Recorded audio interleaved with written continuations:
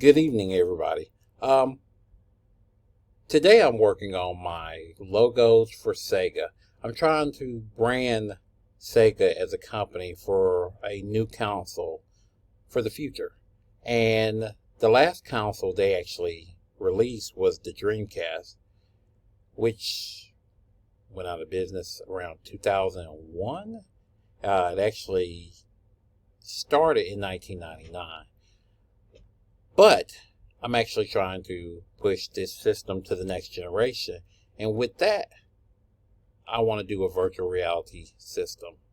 So I started working on a series of logos, actually a lot of logos, but these are the top five. And what I did was I actually took a lot of my classmates' input and really wanted to push these logos to the next level.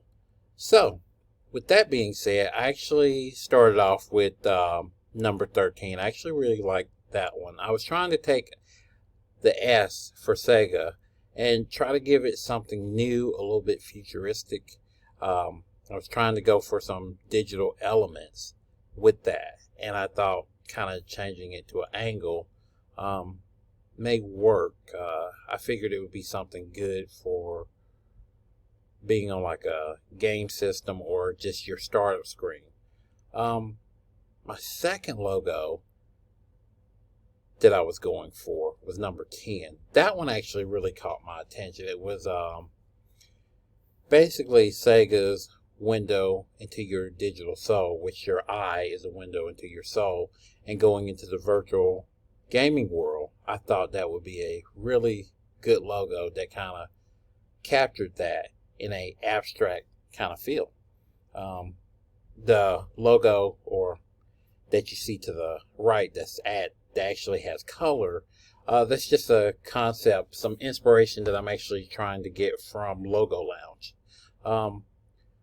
30 I thought was kind of cool. I was trying to do something with the S, have some energy flowing, kind of the whole step into the virtual stream.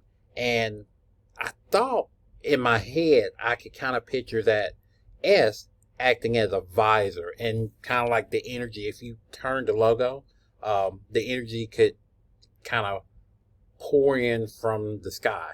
That's one of the elements I was definitely trying to pull there. And then the next one, number 2, I thought was really cool.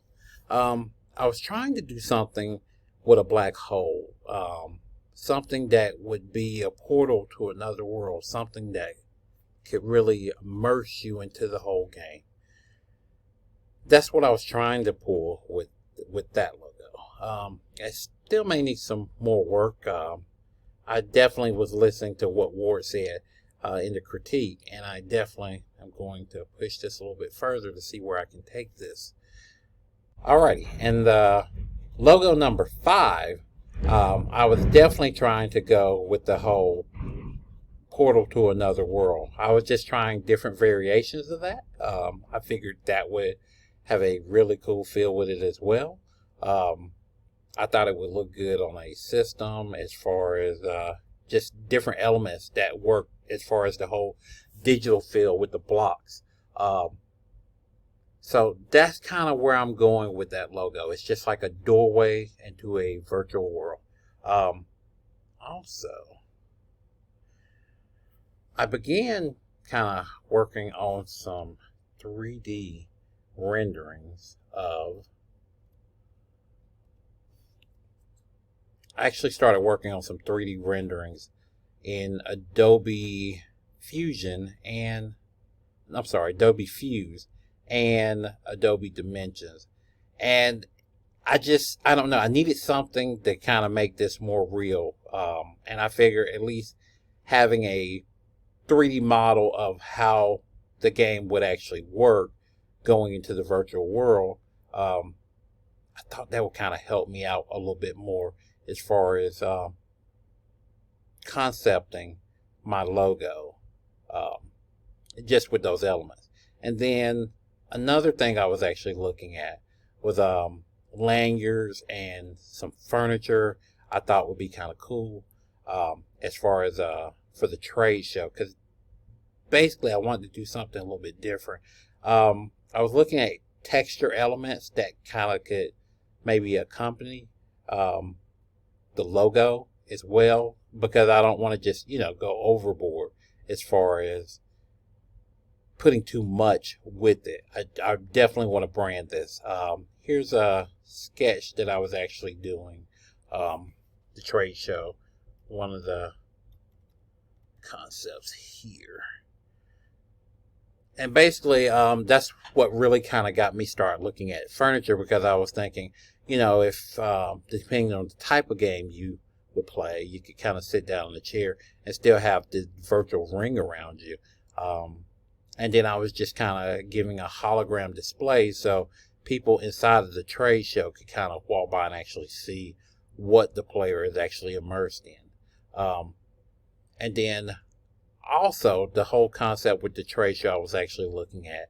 I got something from the television show Abstract on Netflix.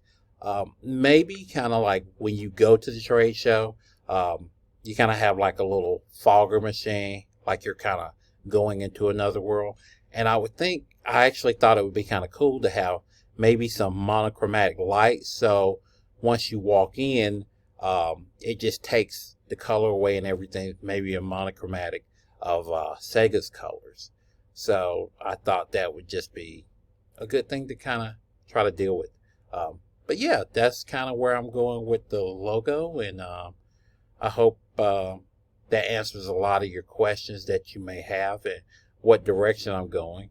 But yeah, that's definitely it. This is just some other things that I thought were kind of cool as far as some other trade shows that I was looking at, just different elements as far as I actually like how this worked with these little openings, maybe definitely a portal to another world, but just kind of getting some concepts to kind of help me further along my trade show sketches. But that is where I'm going with that. We could probably drift back over and look at more of the logos and just kind of where they were going and how I was trying to push it further and take it, to a next level, and just kind of see if I could take elements from other logos to kind of bring that and see if I could get more life and energy out of those logos. But yeah, this is just kind of some of the things that I've come up with. It's 3D model that I had put together. I'll need to fix that. But yeah, I hope everybody likes everything that they've seen. I've actually had a great time working on this, and definitely been really trying to push the envelope.